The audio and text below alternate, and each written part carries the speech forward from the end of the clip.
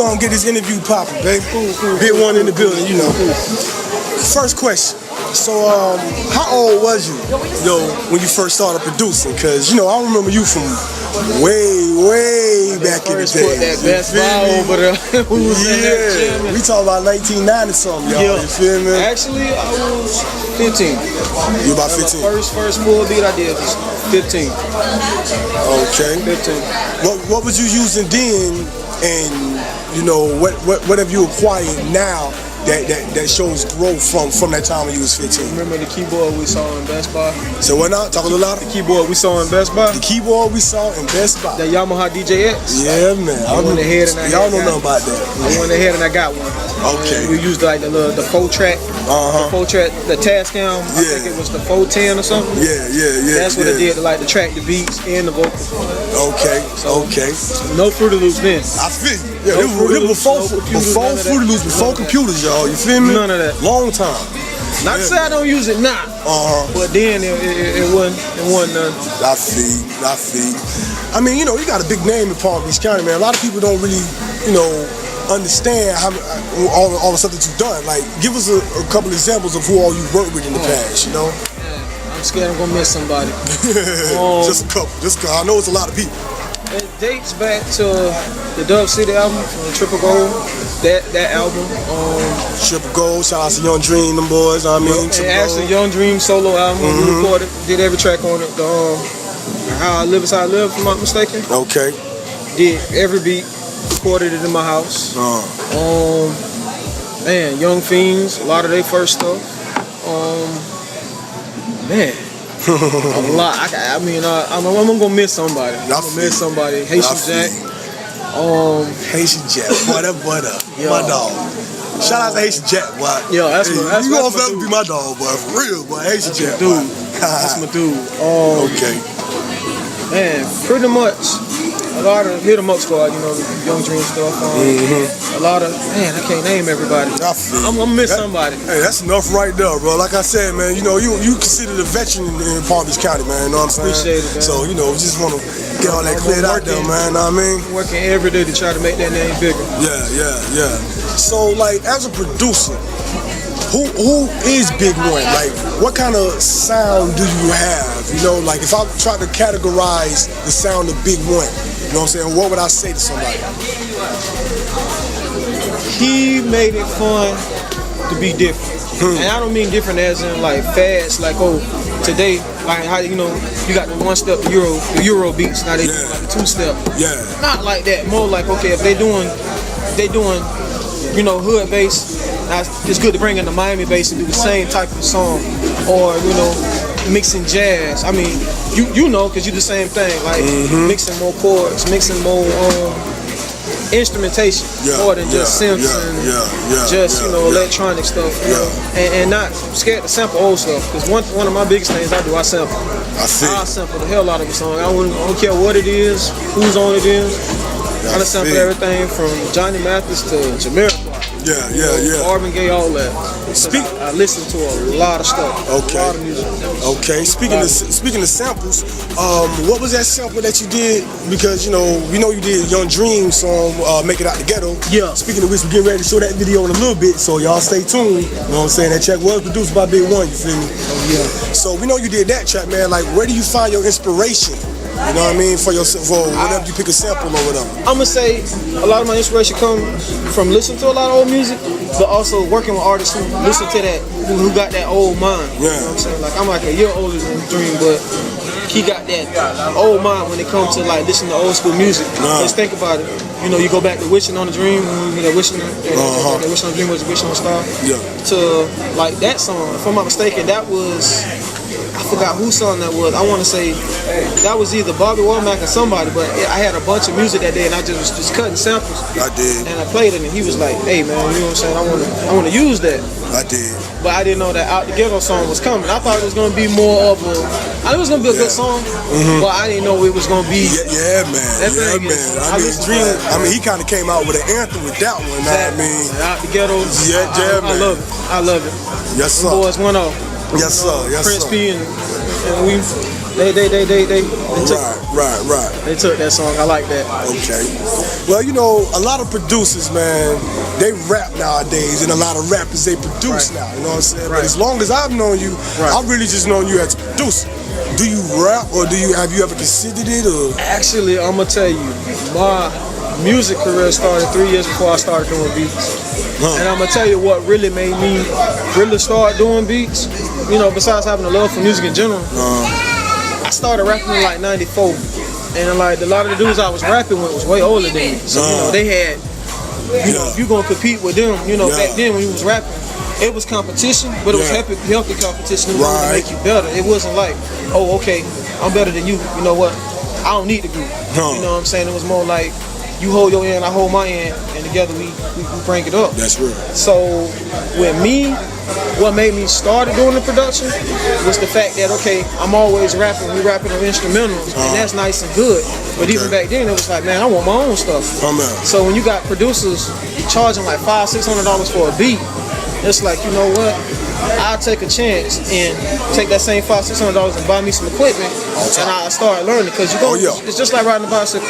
You gonna fall off. You're gonna fall a lot of times, but it's always about getting back up and making it further. You might have made it from here to you and fell, but now I'm trying to make it down to the other end of the store. You know what I'm saying? It's all about that determination and wanting to do it. So that's what really made me just, you know what, I'm gonna start doing beats. That's what it is. Cause I had older homeboys like God bless so my cousin Leroy Big Dog, him and Joe Tempo, they sat me down and they was like, you know what, bro, if you listen to us, you're gonna be tight, but you gotta listen to us. So when I sat with them, and I sat with them numerous hours. I mean, I posted somebody on Facebook the other day, you know, about, you know, sitting down and really like, you know, people who took time with me. I think about them. I think about Cool to See way back in like '97. He used to come to the house, and I'd be sitting out there, you know, after when they had a radio station. He'd bring me tapes and beats that, you know, he did for other people, but just to keep my rap skills up, he would throw me tapes and I'd go and rap to him and stuff like that. And not only when I was rapping to him, I was listening to how he patterned his beats out. Because a lot of my tracks I pattern after him. I pattern after him because, you know, and I appreciate, you know, and then you think about too, not only that, you had people like Goldfinger who, when they was on the radio station, they would like, let me call in, let me freestyle, just like, let me pick a beat, you know what I'm saying, let me freestyle and stuff. And that stuff motivates you to keep going because, you know, it's somebody out there who's paying attention to what you're doing and really want you to go further with it. Right. So I've been blessed to work around a lot of good people. Okay. You know, being supported by a lot of good people. Okay. You know what I'm saying? Now, a couple years ago, I remember you threw a benefit. You know what I mean? I was in Tallahassee at the time, so unfortunately, I wasn't able to come support. But you know, I got the word that it was a pretty big event. You know, what was that all about? Like, you know what I mean? Well, you know, around the time I was like, 2 years before the actual event actually kicked off, I was in and out of the hospital. You know, like I had got to the point where my weight, I was like 700 pounds. But it wasn't because, you know, I'm sitting down eating and stuff like that. I had like multiple surgeries and stuff like the first. That's what really sidelined me. You know what I'm saying? Can't get around, couldn't do nothing. So then we thought that was gonna be the key. That was like 95. Then we thought that was gonna be the key to me getting well. But couldn't find out that surgery messed up the leg. So then I had to have this one, and then it was like multiple. Where you got the surgery at? The first surgery was at Palms West Hospital. Palms West Hospital. Don't get no surgery at Palms West Hospital. They kill a motherfucker. Dr. Lamb. Hey. Dr. Lamb. No Palms West. Scarred me, baby. It scarred me, you know what I'm saying? But it is what it is, you know. But then, you know, the second surgery I had at Chronicles, they corrected it. They cut the leg, turned the bone, put a halo in it. But they didn't think I was gonna be walking for like 3-4 years. I was walking in like 8 months because I didn't like being in the bed. I didn't like people having to, you know, do for me. I don't like that because I had a household. I had to help my nephew, niece, and my grandma at the time. So like, you know, I was the only one, the oldest one, to take care of them. So I had to get up. But in doing that, you know, you put on weight, you know, taking the medications like the antibiotics, like Caflex. I had to take that because, you know, I had openings on my legs. So, you know, the more water you drink, you put on weight. You put on weight. And even though I had got down to like 600 after I got out the hospital. So then now we fast forward to like 2000. You know, 2000 I was trying to diet the wrong way, and then I messed around and I had clinically died for 2 minutes in emergency. Then they gave me a shot. I still got right there. They gave me a shot, brought me back. But when they brought me back, they knocked me into a coma for 5 days. Oh man! And when I got out, you know, let's see, you're diabetic, and you weight and all this shit. And they were telling me that, you know, I might be one of those diabetics that, in the sense where the more weight go down, the better off I'll be, and I won't have to take the shots and stuff like that.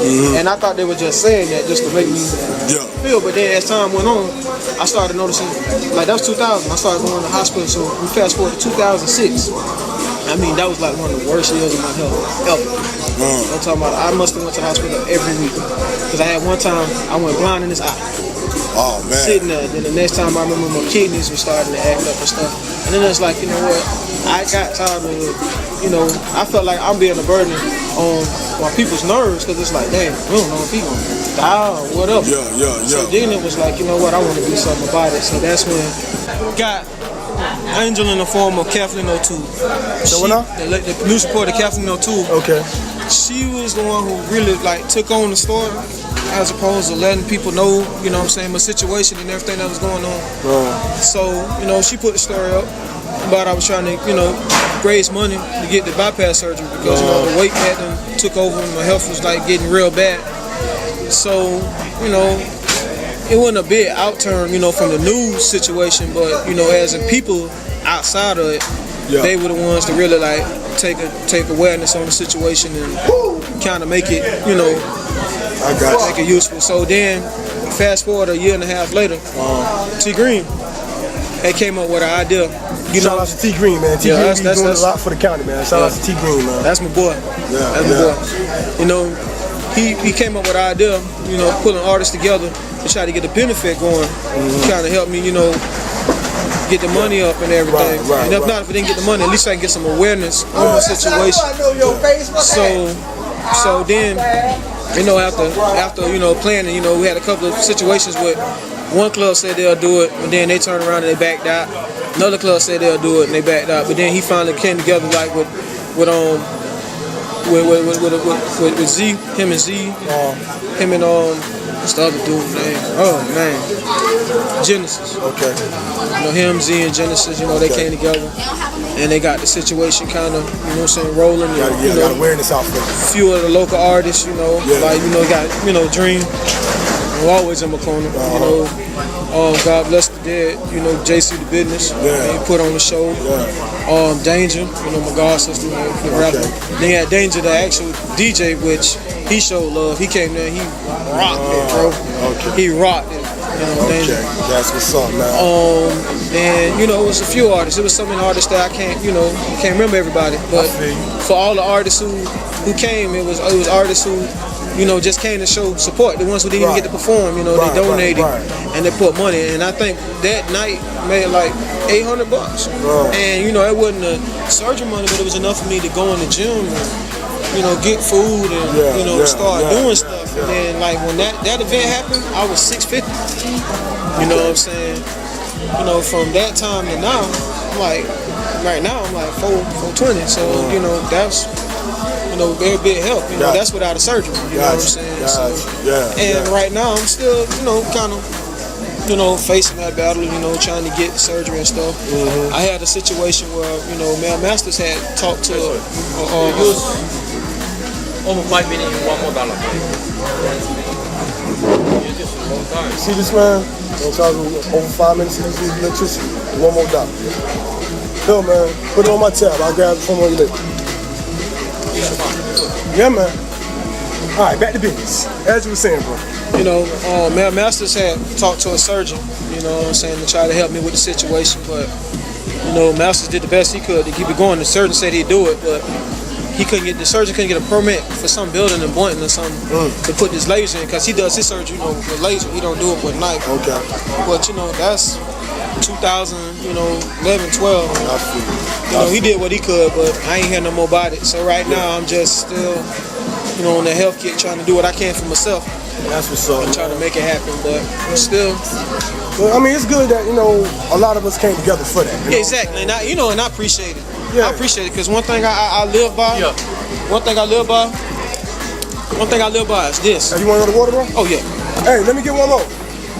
All right. You know, one thing I live by is that nobody owe you nothing in life. Yeah. You know what I'm saying? For a person to see water, you know what I'm saying? Yeah, man. You know, nobody owe you nothing in life. You know, all the way down to a handshake. Somebody shake your hand, you know what I'm saying? Be appreciative. Oh, man. Because how my grandma say, nigga don't owe you nothing. Straight up. You know, so when Straight people up. do stuff for you, you appreciate it. You know what I'm saying? Yeah, From the man. littlest to the big. And really, there's no such thing as a little thing when somebody does something for you. Because it all equals up. That's so, it. that situation, it really let me know that, you know, not just on the music, but just as a person, that people care about my situation. That, you know, they took time out, they promoted, did flyers. I think about Old Drunk or all of them. They passing out flyers, and you know, they are pushing it like it's a concert. You know, so I appreciated that. You know what I'm saying? And they wore deep with me. And like I said, I even appreciate Mel Master's effort in trying to get the situation going. It didn't materialize, but it's not his fault. Right, you know? right. Right now, I'm still, you know, like I said, I'm doing what I can for myself. That's what's up. And trying to make it happen. All right.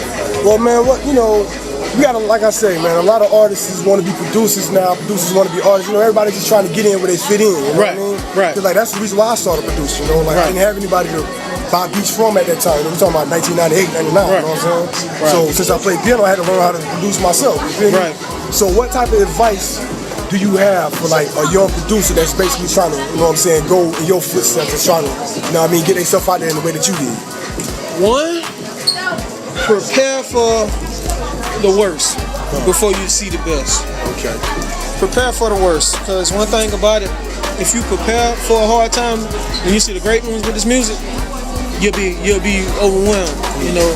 And know that, like I say, nobody owe you nothing. Just because you know somebody that might be on, or I know somebody that might know Jesus and this, that, and the other, they don't owe you nothing. That artist don't owe you nothing. You know what I'm saying? It's up to you to push hard and don't give up. Because I know many days I wanted to give up. I'd be like, man, I've been doing this music forever. What I got to show for it? I really got plenty to show for it, but you know, I don't have a Maybach sitting in my driveway. You know, one half time I don't have a driveway. You know, I'm living from couch to couch, house to house.